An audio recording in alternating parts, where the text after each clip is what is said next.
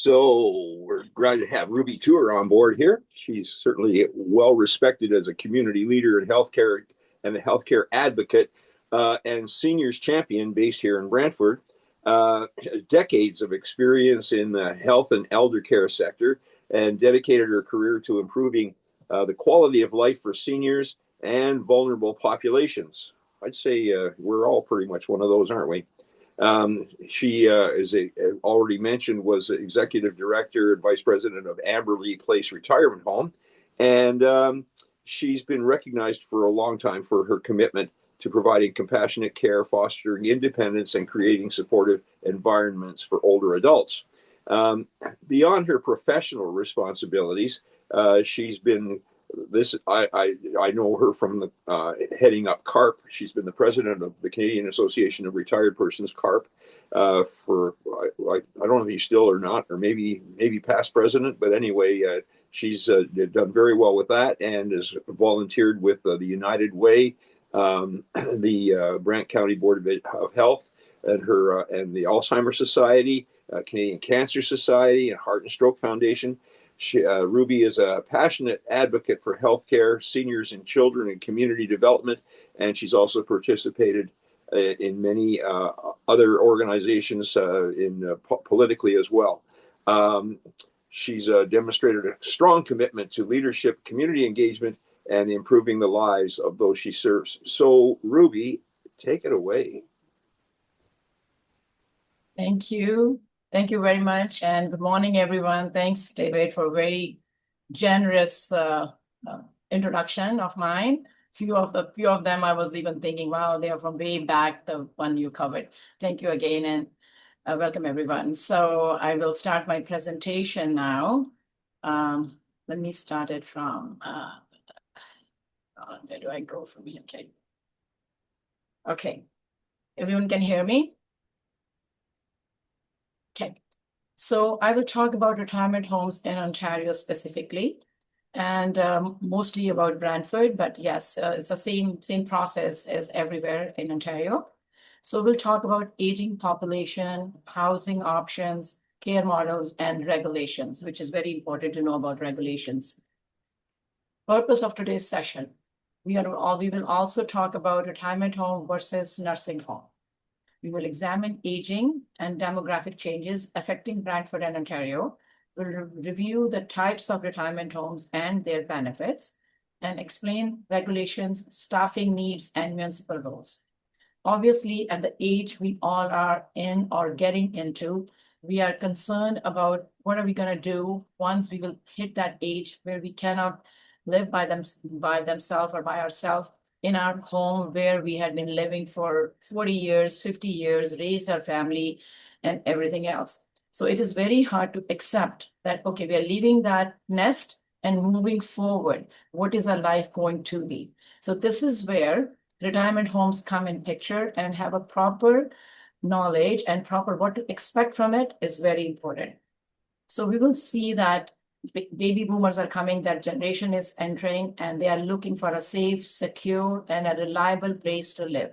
And obviously, it should be somewhat like their home or home away from home. By 2030, approximately 1 in 4 Ontarians will be 65 or older. Smaller families means fewer informal caregivers available.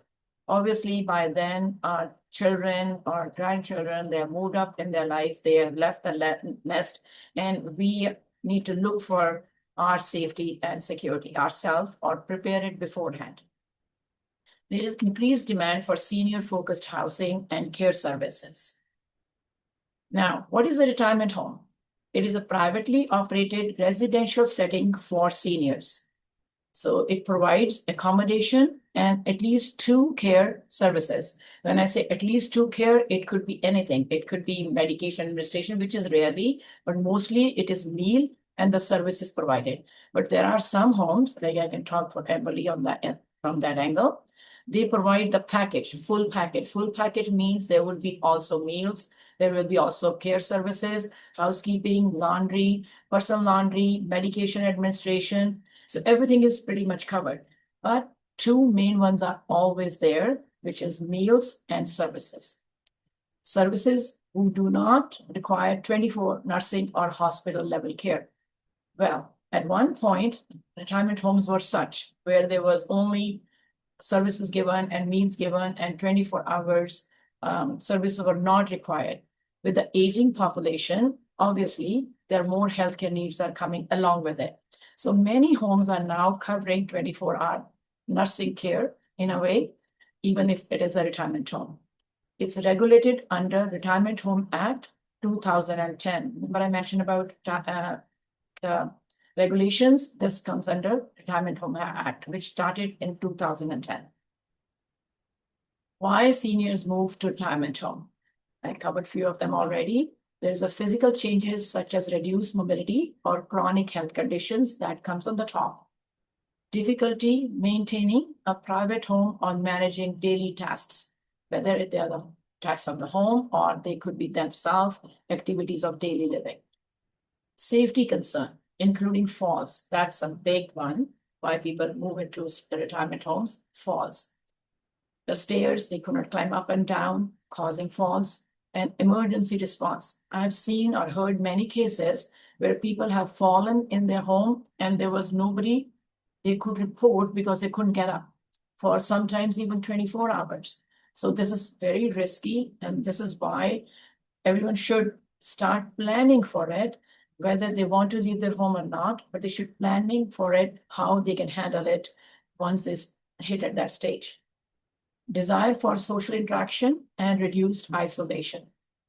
Preference to maintain in their local community, such as Brantford. Why I brought this up is I have heard in my 26 years of here in Amberley, people who have lived at Brantford way back, many years back, have moved from here to somewhere else with their families or part of it, would like to come back here because they feel it at home. They're coming back at home. So they like to see the homes in Brantford. Types of retirement homes in Ontario. There are independent living, assisted living, memory care, and there are fourth one is combination of all of them. So independent living is basically, you're still like, it's like your home, but it could be small place, like 1 bedroom, 2 bedroom, or it could be bungalow style, or it could be even apartment styles. Where expectation, I'll cover all of them, what is an independent and what is in other homes. Assisted living is another one. Assisted living where you need care level also. Your activities of daily living, you probably need meals prepared for you, you probably need medication administration. So there could be different things which could be needed. Shower, any help. Memory care is becoming more important nowadays. We have seen a lot of people with age, their memory is declining more and more. It is happening. So memory care could be Alzheimer's, could be dementia of many kinds. It could be at early stages when you can still come to retirement homes and be there. And then it comes the time when retirement homes escalate the process and to memory care because they see, okay, this is time we don't keep you here. Now it's time for you to go into the memory care. So independent living, intended for active seniors who can live independently. Private apartments or suites. Services typically include meals, housekeeping, and social programs. No hands-on or medical care is provided, but I would say a little bit more about it. It's not really written on the stone. Different type of homes have different services. Even in independent living, people could be independent but need some care. So that level of care can be provided through LIN, and you don't have to pay for it, and you can still avail those services while living independently in your apartment. The focus is on lifestyle, independence, and community. Next one is assisted living. This is designed for seniors requiring help with daily activities. This is a little bit over the step when you're done with active living and now you need more help, whether it is you need PSW support for bathing, dressing, grooming, and in the morning help or night help, any sort of help from PSW support. Sometimes medication reminders, if you're still active and your brain is still active, you would like to take your own medications, but sometimes the administration is required as well. Some homes will cover for it. Some homes will ask you to pay for it. Meals and housekeeping included. That, as I said, 2 services are always included. So it could be meals, mostly meals, and then housekeeping can be included as well. Staff available 24 hours for supervision and in case of emergencies. So staff is not there 24 hours around you, but they are there supervising you. So this is the whole idea of coming to a retirement home to feel safe and secure. And when you require help, it is there for you. Memory care. It serves residents with Alzheimer's disease or other dementias in a secure environment to prevent wandering. That's number 1 requirement with memory care, because people would not realize with the decline of memory that they are going outside and where to come back again. So memory care has to be in the secure unit, whether they give alert bands which go on your wrist, and as you try to cross the boundary, it will alert the staff, or it could be locked up in a ward, like each side there would be, you cannot go out without pressing the code buttons. Specialized staff trained in dementia care. When I use the word specialized here, staff is normally given training everywhere in every home, whether that is independent or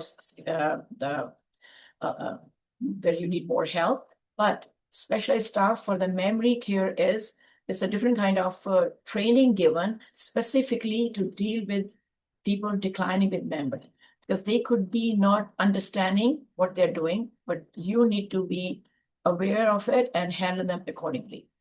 Structured daily routines to reduce confusion. Routine is a keyword over here. It has to be everything done in a routine form for them to kind of their memory to memorize it somewhat. Emphasis is on safety, dignity, and quality of life. Those three things are prominent in every retirement home, that it should be safety, dignity, and quality of life. Benefits of retirement homes is residents' improved safety and reduced risk of injury. Access to care and assistance as needed, as needs change, because once they come into retirement home, they could be coming from their home. I hear people come from their home, living 40 years, and they say, I was driving till yesterday. My mom was taking medications till yesterday.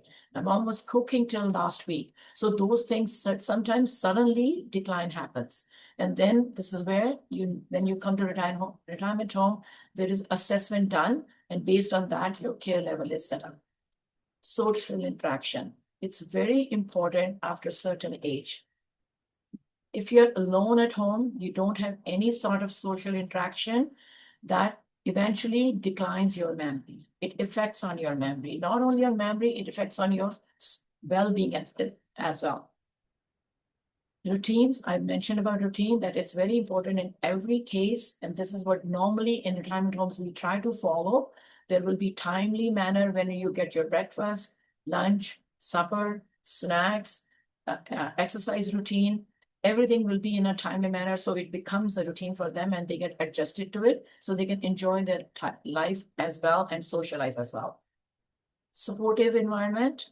There could be, if you need help, there could be somebody to give you help at that time. It could be PSW staff or as needed nurse or whatever is required would be there to help you. Benefits of retirement homes for the families and system. It's a peace of mind. Again, it's a big thing for the caregiver, knowing their loved ones are supported and they're in a safe and secure place. It's reduced caregiving burden on families. Families would like to go, or they would in their life, they want to visit their grandkids, or they want to visit different places. They want to go for vacation, but they are worried about their parents behind because they don't know if they will be safe living alone or at home. They're worried about that. Many homes now are even giving option, including Emily, for short stay, for respite stay. So people can come for 2 weeks while families away on vacation. They will book the place and they will leave their loved one with us and they can go on vacation worry-free. Early intervention reduces hospital admissions as well. Because if you're at home and you haven't thought of it, as I mentioned earlier, a lot of time people say, oh, it just happened. And you end up landing in hospital. And sometimes more than once, sometimes it becomes a revolving door for you. So this is what the retirement home is for. And also, if you stay too long in your home, which many people end up doing, because there's a stigma, there is a fear of people know about nursing home, the word nursing home, and they know the life is kind of, it's declining and this is why you're there. So they don't understand there's in between retirement home as well, which supports aging, and you stay out of long-term care facilities. You can live long time. There are people who are here with us for over 10 years, 15 years, and some are here just short time, 4 or 5 years, and they end up going into nursing homes. And then I hear the comment from families by saying, I wish they came here 5 years earlier. So they could have stayed here longer and could have enjoyed their life longer. So it helps manage the healthy system capacity from every angle. Now the difference.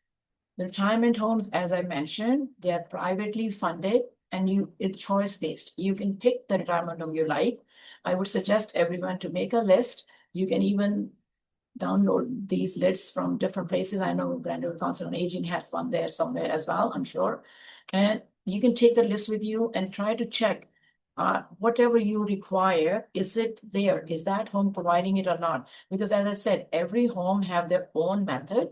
Some gives you some care, at least 2, but mainly more than 2. Some gives you full package. So you need to see what suits you and also your finance, if what can meet your finance. You can also, I suggest many times when people come for tour, I suggest them, there's no need to bring your loved ones right away by saying, hey, mom, you need to sell your home and you need to go to retirement home, which is very hard for them to take that decision. You can say you can go and stay at this retirement home for a week or whatever they allow you for, and then decide. And many times when they come and stay with us, they actually see the difference and by themselves that, oh, okay, life is not much changed. It is still good and we are enjoying. I was alone at home. Now I'm with others and we do exercises, we do games, we do different things. So that way they end up staying with us saying, okay, this is where I would like to stay. Provide limited care services. This is retirement homes. They go privately funded and they provide limited care services. But nursing homes on the other side are publicly funded, but they're assessed through centralized placement. The assessment is done through Ontario Health at Home, which was previously known as LIN or CCAC. I've also given their number if somebody wants to note it down, but I will give it at the end also. Nursing homes they must provide you 24-hour nursing help and supervision. So they have to have staff there to supervise you and give you the care as well. So different legislation for both of them, different oversight and funding model. The regulations of retirement homes in Ontario, I talked about Retirement Home Act 2010. Many people might be thinking why it started in 2010. Before 2010, all retirement homes were licensed with city. But now all homes have to be licensed under RHRA, Retirement Home Regulatory Authority, because this is why the act came in 2010, and there are a lot of mandates we need to follow. There is very rigid discipline, everything, which is in favor of residents, and it's a good thing. It's regulated by Retirement Homes Regulatory Authority, RHRA. It is an independent, self-funded, not-for-profit regulator mandated by the government. All retirement homes must be licensed to operate in Ontario. Regular inspections and compliance reviews are required and done by RHRA, Public Health and Fire Department. Focus is on resident rights, safety, and care quality. We even have to post, all retirements have to post the residents' rights on the place where everyone can see it. In case of a need, they know what their rights are. Staffing requirements in retirement homes. Staffing levels must be adequate for residents. There is no hard and fast rule how many staff people you have to have in retirement homes versus nursing homes. There is a criteria for that, but retirement homes, depending what services are they providing, right? If they're providing only 2 services, they might have not as much staff if they're keeping mostly independent residents. But on the other hand, if they have a little bit of assisted living, they need more care level, the requirement for the staffing would definitely increase. Staff must be appropriately trained and qualified. Ongoing annual training is required. So for the staff to give care to the residents, you can't just get anybody. They have to be trained, and this training is done annually and at the time of hiring. When we hire them, the training is done, and then annually after that. ORCA is another association, Ontario Retirement Community Association. So this one gives all the trainings online. We need to be member of them, and I believe many homes are already member of them and join them more and more. It makes our work for the retirement home much easier and set in a set pattern. So every home is following the same method, same training, and so it's basically all over Ontario is exactly same. 24/7 staffing coverage is required. It's not must, but the required means that there should be somebody available in case of need if there is a totally independent home. Staffing must adjust as resident care needs increase. It includes PSW staff, nurses where applicable, and most homes do have nurses. At least there should be one nurse who would be DOC, Director of Care, and under that UCPs, which is, this is different role, it's called unregulated care providers. They are a little below, one level below the nurses level, and they get their own training, and then they can run do the job same as nurses, but you cannot call them a nurse. So there has to be RN or RPN, mostly RPNs available there at retirement home. Dietary, housekeeping, and support staff. So these are these staff should be always there. So if you go to home, taking a tour, and they say, okay, we have nurse there, and she looks after, she does the PSW, she does the nursing, she does the cooking, that means you need to do a little bit more research. Why there's only 1 or 2 people? Is it a small home? Because any home could be under a retirement heading if they have 6 people who they need to provide care. So if it's a small home, they could probably manage that. Key regulatory requirements, clear resident rights and complaint protocol. As I was mentioning, RHRA, there are standards for care services and service plan. So when new resident comes, we make a care plan for them. Care plan would be after doing full assessment, what sort of care they require. And then it is discussed with the resident or power of attorney. If residence is not able to handle, then power of attorney, and only then we can start giving them a care. And that is reviewed after every 6 months. And again, it has to be reviewed with the resident or with the power of attorney.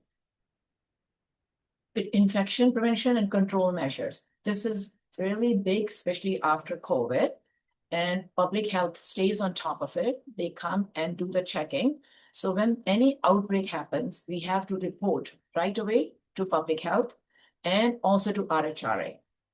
At the same time, we do inform them what we're doing, what is our criteria, how are we doing infection control, what has happened. Like, it is very detailed process. And then we report them when it ends. So public health is very helpful, especially in Brantford. I've noticed they're very helpful. Anytime we need any help, we call them and they are right there and guide us what to do. Fire safety and emergency preparedness. This is another one which is really important. And we do our sprinkler test as required by the fire department. We also do the fire safety training and monthly we ring the fire bells to see if everyone understands what they are. Annual mock evacuation is done for fire safety and for emergency preparedness. They're 2 different things. Emergency preparedness is legally or by law, we're supposed to do every 2 years, but at Emberley, I prefer to do it every year. So we do it every year, fire safety and emergency preparedness. See example of yesterday's big storm, rain, there could be flood inside or whatever has happened due to whatever reason. So staff should be prepared to handle that. There could be any sort of threat. There could be missing resident. There are a lot of things which can happen under emergency preparedness. For RHRA, the very big one is abuse and neglect policy in place. There should be zero tolerance, and every home must follow that. Zero tolerance for any sort of abuse, whether it is abuse from staff to resident, or resident to resident, or from outsider. Any sort of abuse is not allowed. We need to address it right away. And if it is something we can address within 24 hours, then we address that way. If it is bigger than that, or in writing, we need to do it within certain period of time and inform to RHRA as well. So falls prevention program and intervention. When I first started regarding saying why people are thinking of moving to retirement home, I mentioned about falls and how important it is to consider that as an aging process. Nursing homes. I will just touch a base for the nursing home so you know the difference, basic difference between the retirement home and nursing home. Nursing homes serve seniors with complex medical and care needs, require 24-hour nursing care and clinical oversight, funded and regulated by the province of Ontario. Residents are placed through Ontario Health at Home model, which is previously called LIN and CCAC. And typically, they say that typically they have long wait lists, and I agree with them somewhat, but newer homes are coming. And even for long-term care homes, I've noticed they have different, which I was discussing lately with Len about it. There is a different model. There could be a person who qualifies earlier, or their name could be on long-term care for a long time. So what happens is when somebody comes to retirement home and we see there's a decline started to happening, we immediately start a process, and the assessment process starts. When assessment process starts, they keep coming, and the case manager, and they check what level they are. And as soon as they hit the level for long-term care, because already they are in system, already the process has been started, already they have given the choices of the homes. Normally they can give 3 choices, or 5 choices, but it comes to the point they have to be moved from retirement home to nursing home. They will fast track the system. So yes, there is a long wait list, but if need be, it can be fast tracked. Why retirement homes matter in Brantford? It supports aging in place within the community. It provides housing options between independent living and long-term care. There are homes which has independent living, assisted living, and long-term care homes as well. So there are choices. Responds to demographic and housing trends. Reduces pressure on hospitals and long-term care. Pressure on hospitals, reducing pressure on hospitals is also very important for general public, for all of us, because seniors are up to get sick more often than us at age where we don't catch things very fast. So they end up going to hospitals very often if they're living in their homes, and that is blocking the beds there, because they are on those beds, and they need to be to the point where they can go back to home. Lately, if somebody is to the level, they go from home to hospital, but hospital does the assessment and they feel they cannot go back home. Either they provide help at home through Ontario Health at Home. Either they get, if it is manageable there, they provide that help. And I always request everybody, please ask for that help before you leave hospital. So it's already been arranged from there, which they do. It's always good to have a meeting with them and have it arranged. If once they're at home, they're getting help and they're not getting managed there, then the process for retirement home starts from there. So enhances quality of life for older residents. There were times, it's when people were coming to retirement homes when they were age 70, 75. Now nobody considers, and we don't consider either, to them as old. I would always call them young. Lucy is very much familiar with it. She has all those terms. So we don't expect people to be actually thinking of coming to retirement homes unless their health seems to be declining, or they cannot mentally or physically declining, or they feel, okay, they need more socialization. They're feeling lonely at home. This is where they think of retirement homes. I'm getting people over here, say around 80, 85, some 90, 100. There was one time when somebody turned 100 and everybody, I remember, it's way back, 15 years back or more even. The media was on doorstep. There was photographers, there was newspaper, there were everyone, because it was the first person entered age 100. Now, honestly speaking, pretty much every other year or every year, sometime we are celebrating somebody 99 and 100. So this is how people are aging, and they're perfect. It's not that they are in bad health. There are people in 94, 95 still independent. They are independent apartments. So this is nice to know that, but at the same time, they're living in the secured environment and enjoying their life, which is good. There's a lot of change in the retirement homes as well since the act has come in picture. They need to be very careful because routine inspections happen every 3 years if everything is going normal. But if there is complaint process, anything happens, then it's stuck. It is earlier. It could be every 6 months. It could be every 1 year, however it's required. But everyone has to be in compliance with the regulation. Municipal role, City of Brantford. This is for basically before when the new home is coming up. Recently, everyone must have noticed there are few new homes have come, which is good. It was needed. Zoning and land use permissions for retirement homes, site plan approval and development review, accessibility and AODA consideration. I know Lucy has stressed on this way back, and it's really good. It's very important because earlier, a lot of retirement homes, especially when we had independent places, we did not think about AODA as much because people were coming way earlier, way younger. And now it's very important. Emergency access, parking, and servicing, and alignment with community planning and objectives. Impact of aging on communities like Brantford. There's higher demand for retirement homes and supportive housing. I just mentioned more homes have opened.